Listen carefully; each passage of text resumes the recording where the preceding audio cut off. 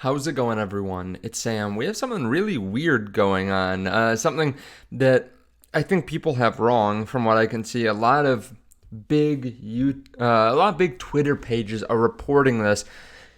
I don't think they're right. I think that information's wrong on this, but we'll talk about it. We also have a really cool clip talking about how to outperform the market. I think it's really useful. I knew about it years ago, but we're going to show it again here. Okay, we have also some rumors about Donald Trump and Larry Fink possibly working together on something. Larry Fink maybe becoming fifth in line for presidency. I'll explain what that is. The rumor that literally made me re-record another 5 minutes of this video because it's pretty interesting, and I wanted to get this in here so that you know what's going on. So we'll talk about that later in the video as well. Doing some Bitcoin math. The fact is, most people can't buy much Bitcoin, and I want to break down those numbers along with the massive buyer that's been in the market this month and how much these Bitcoin ETFs have bought. If you don't mind, hit subscribe. Turn on the bell notification underneath the video so you can see future videos just like this one. While you're down there, there are a couple links that you can use to start trading cryptocurrency. I actually opened up a new position here very recently, but you can check out the link to Margex underneath the video where you can trade Bitcoin or you can trade other assets on leverage.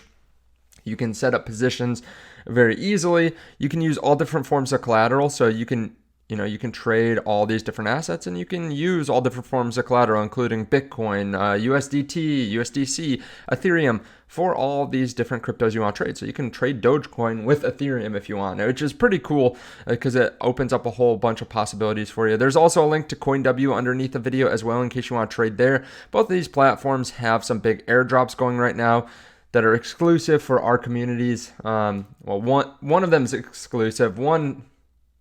They have a number of people that can get it, but you can use those links underneath the video, along with a link to WEEX as well. They're doing an airdrop, giving 100 USDT away to the first 50 people that sign up and deposit $50 or $100. There's also a link down there in case you want a Bitcoin Nashville ticket. Now, this is interesting. I saw this, what was it, yesterday? Boyaa, which is I believe it's a Hong Kong company, that apparently is purchasing $100 million in Bitcoin for their balance sheet.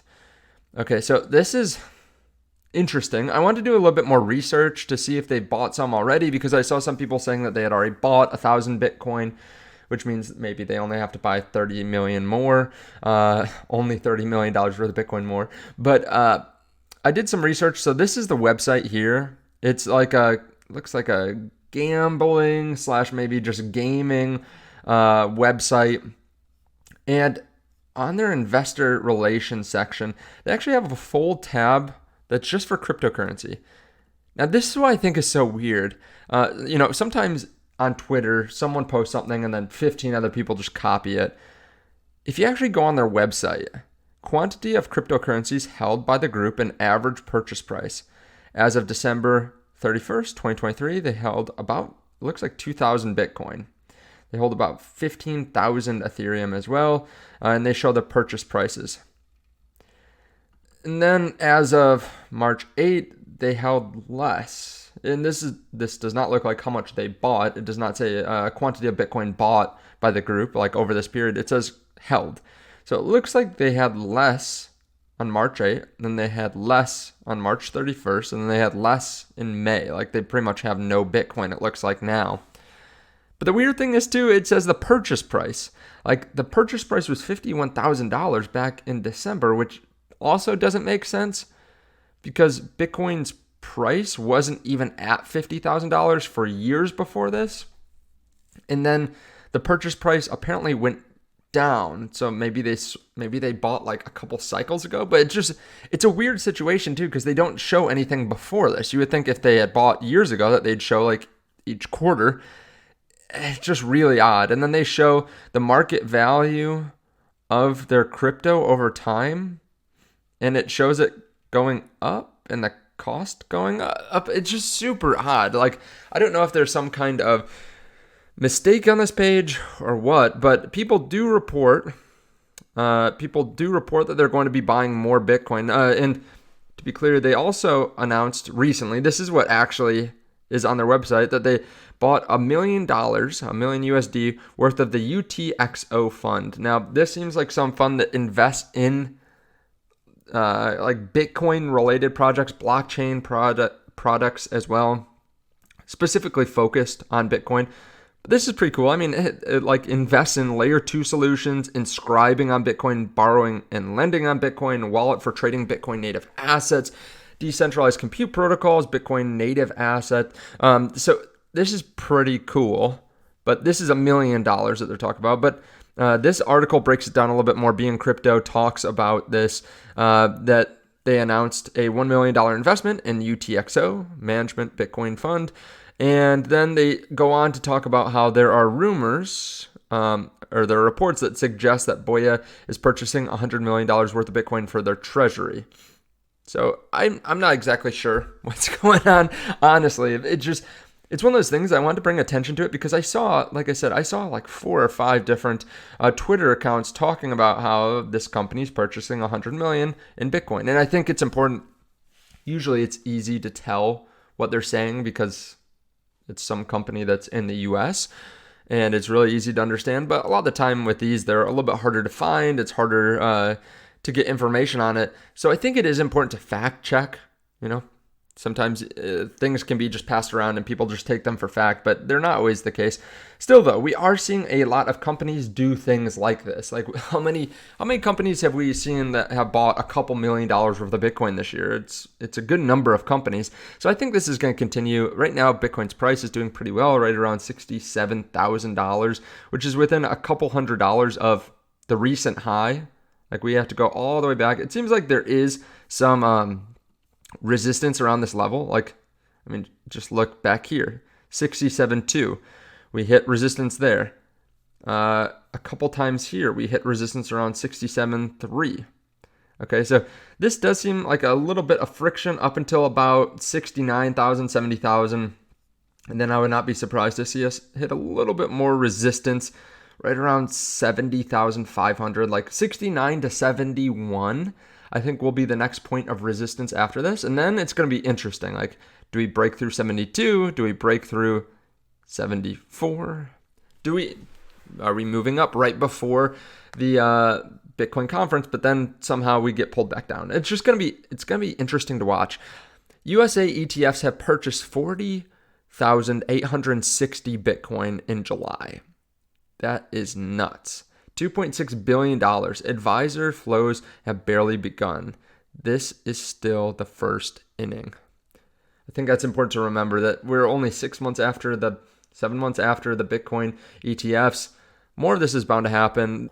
Okay, now I was actually done with the video, but I saw this news and I had to put this in. Donald Trump is considering pro-Bitcoin Blackrock CEO Larry Fink as Treasury Secretary. This is crazy. Donald Trump talking about BlackRock CEO Larry Fink. I mean, obviously, Larry's been pumping Bitcoin all year long, getting a lot of people to be buying into this. And we're just going over some of those inflow numbers. The fact is, this is a big deal. If you didn't know, actually, the Treasury Secretary is 5th in line to be president. So that is a very important job. It's they're part of the cabinet. Now, what do they exactly do? Well, they're a major policy advisor to the president, including formulating and recommending domestic and international financial, economic, and tax policy, participating in the formulation of broad fiscal policies that have general significance for the economy, etc., etc. Let me actually play this video for you, but this would be big. I mean, Trump's already talking, or there's already rumors about Trump making Bitcoin a strategic reserve asset. Who would you want to do that with? Like, if you wanted to use some company to help you acquire that Bitcoin in an orderly and quick fashion, I think it would make sense to go with the person that already has connections and that's already been buying hundreds of thousands of Bitcoin already. So, yeah, they could just use BlackRock. It could be a little backroom deal. Hey, well, it makes sense to use you. You're the biggest financial institution in the US. You help us buy some. I'll make you Treasury Secretary. it'll be good. I mean, that's quite interesting. Let me play this video for you to show you how important this person actually is. Minute MBA. What does the Secretary of the Treasury do? 1. He advises the President.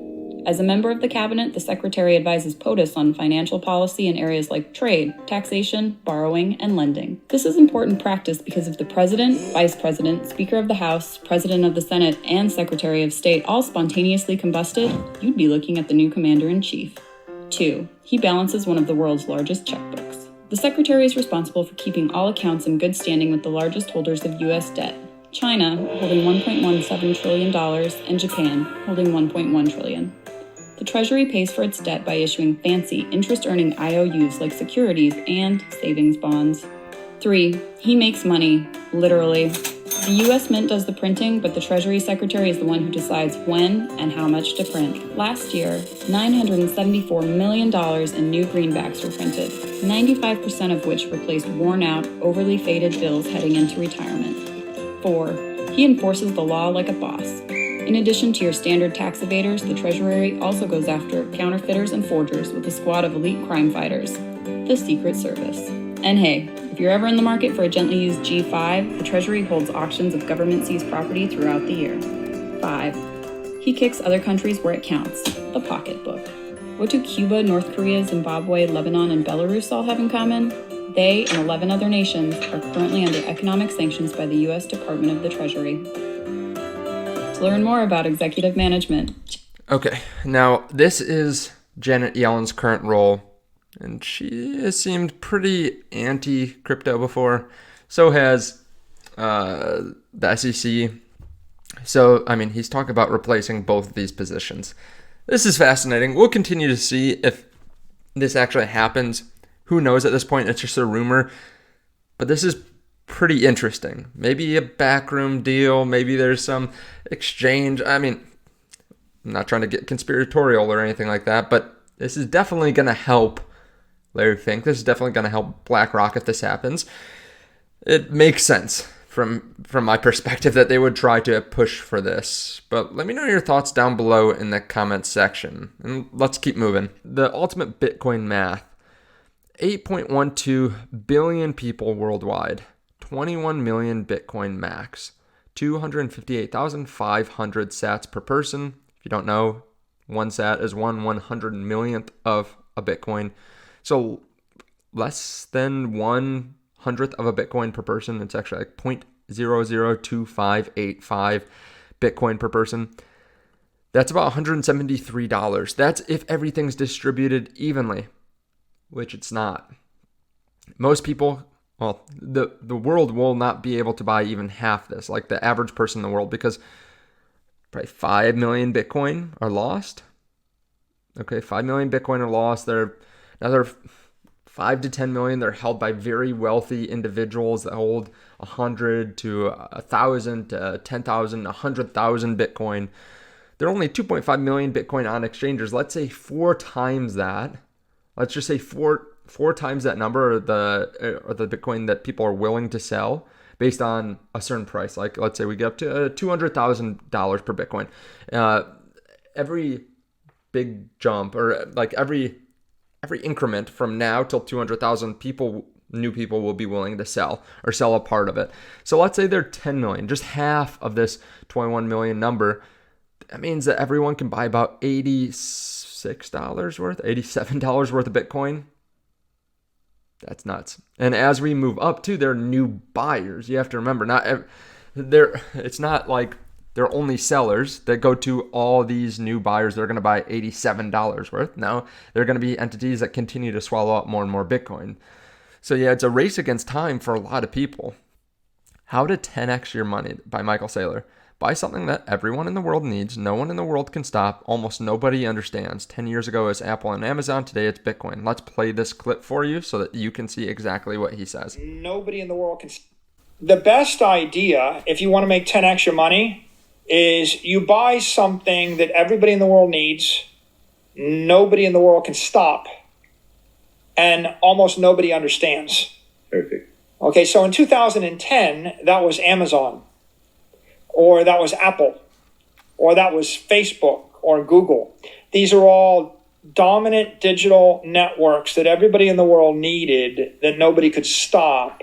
But if you'd ask the typical mainstream investor, is this a good investment? They would all say, oh, it's very scary, it's overvalued, Amazon doesn't make money, mobile phones used to cost $50. It's like Apple's going to sell an iPhone for $600. They said it's too expensive. The iPhone, $600 is too expensive. Nokia will sell me one for $30. They said Apple's going to go to $30. And of course, what happened is Apple went to $1,500. Yes. And so the conventional wisdom was against these big tech companies.